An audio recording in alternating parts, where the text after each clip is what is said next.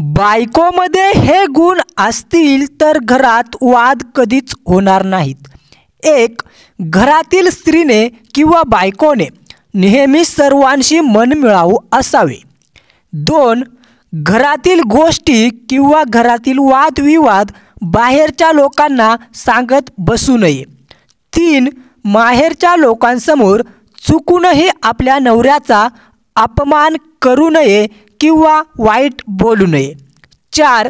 संसार म्हणजे नवरा बायको दोघेच नसून संपूर्ण कुटुंब असते, म्हणून बायकोने संपूर्ण कुटुंबाशी प्रेमाने वागावे. 5. सासरमधील वडीलधाऱ्या लोकांना उलट उत्तर देऊ नये आणि त्यांच्यासमोर उर्मट किंवा वाईट वागू नये. 6.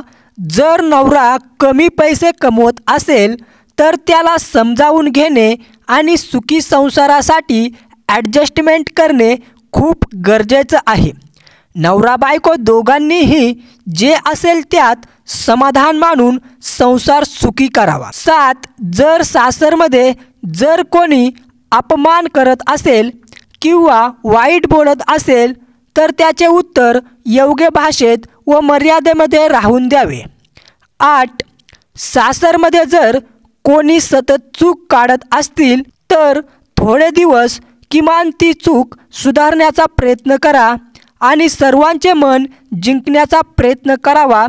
तसे नाही झाले तर दुसऱ्यांना बोलण्यापेक्षा आपल्या कामातून स्वतःचे वेगळेपण अस्तित्व निर्माण करा. 9.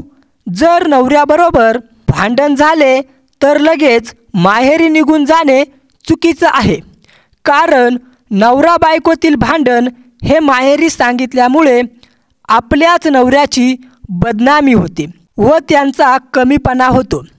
10.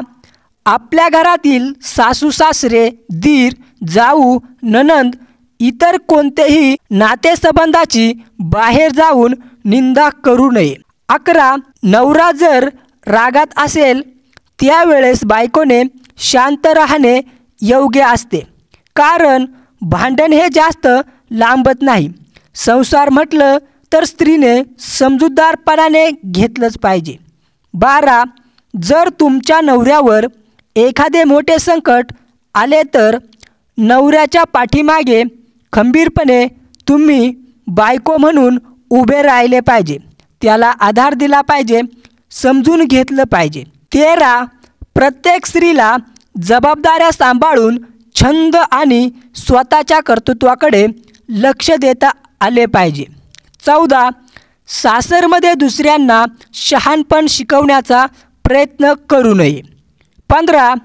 स्त्रीने नेहमी स्वतःबरोबर दुसऱ्याच्या आनंदात भर कशी पडेल यासाठी प्रयत्न केले पाहिजेत. 16. सुखी संसार हवा असेल तर लहान सहान तक्रारी करू नयेत. 17. आपल्यामुळे घरात भावाभावामध्ये किंवा बहीण भावामध्ये किंवा मायलेकांमध्ये भांडण होईल असे वर्तन ठेवू नये. 18. घरामधील क्षुल्लक तक्रारी नवऱ्याला वारंवार सांगू नका, कारण त्यामुळे त्यांचे कामाकडे दुर्लक्ष होऊन यश प्राप्त करू शकणार नाही. 19. नवरा जर कोणत्या काळजीमध्ये असेल, टेन्शनमध्ये असेल तर त्यांची चौकशी करून त्यांना मानसिक आधार देणे बायकोचे प्रथम कर्तव्य आहे. 20. नवरा जर तुमच्याशी आधीपेक्षा वाईट वागत असेल तर त्यांच्या मनात तुमच्याविषयी काहीतरी गैरसमज झाला आहे का याची विचारपूस करून घेणे व त्याचा खुलासा करून योग्य बाजू मांडणे.